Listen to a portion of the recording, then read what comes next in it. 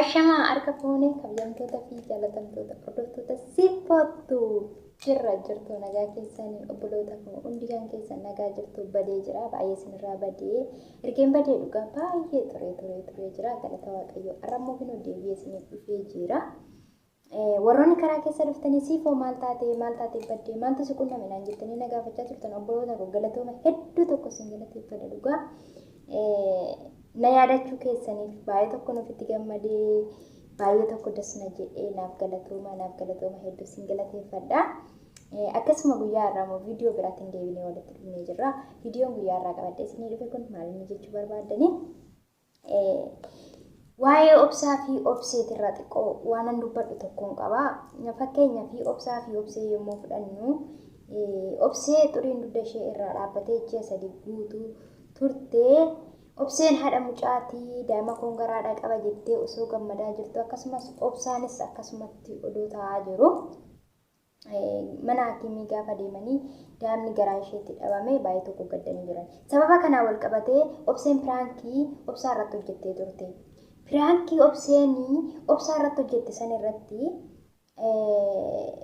maal jetteen ani da'uu hin danda'u ani ilmoo argachuu hin danda'u siin adda ba'uun barbaada jetti. Maalidhaafi waan daa'imni garaa isheetti dhabameef bakka ani kana booda da'uu hin danda'u siin adda ba'uun barbaada jetti. Laa hin jedhamu akkana hin jedhamu maali piraankii akkanaa walirratti hojjetan? Piraankii akkanaa walirratti hojjechuun hin barbaachisu. Sababni isaatis kan namni jedhe seexanii dhagaa waan ta'eef jechuudha. Ilmoo jechuun kennaa jechuudha.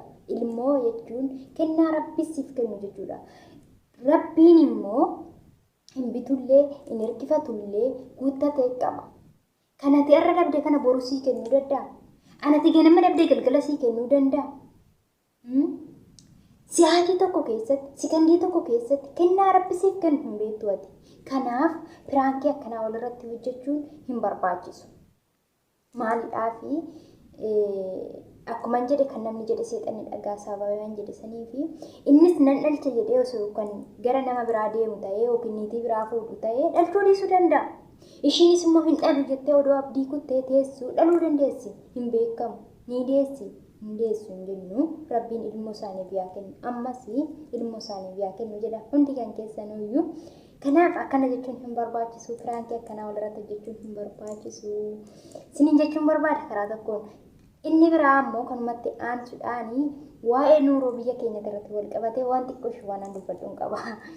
Waa'ee nuuroo biyya keenyatti irratti wal qabatee kun didhaatuu fi samoona darbee meeshaalee adda addaa fidee dhufee waan agarsiisetu jira. Waan akka biiffee, waan akka algaa, waan akka soofaa, waan akkanaa kana yommuu gatii isaa wajjiniin agarsiisu viidiyoo hojjetu argeen ture.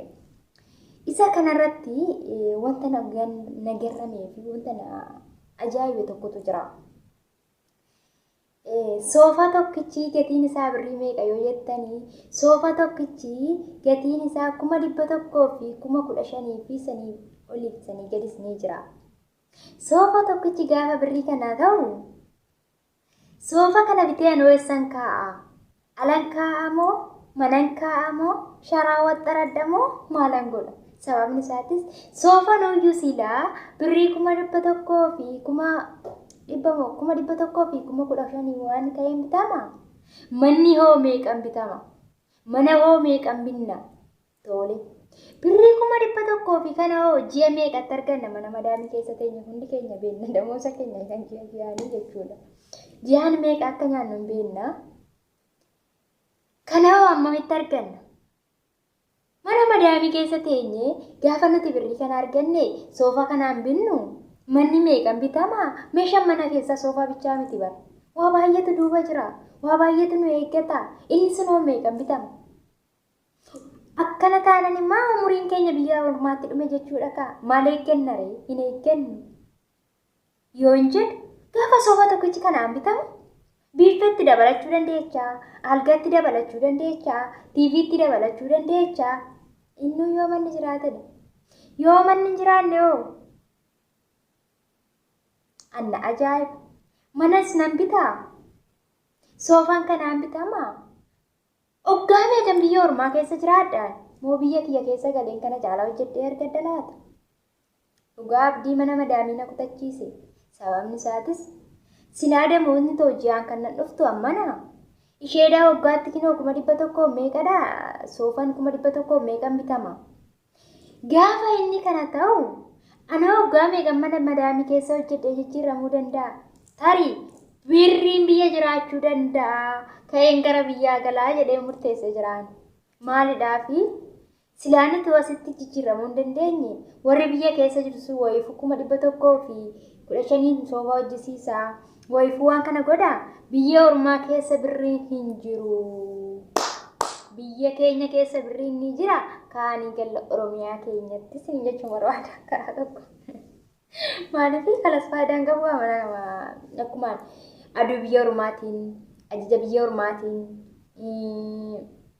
waamicha biyya ormaatiin waa hedduun gubachuurraa yaaddoo biyya keenyatiin waa baay'eedhaan biyya ormaa keessa teenyee dararamuurraa biyya keenya keessatti yoo galle biyya keenya keessa birriin hin jiraa.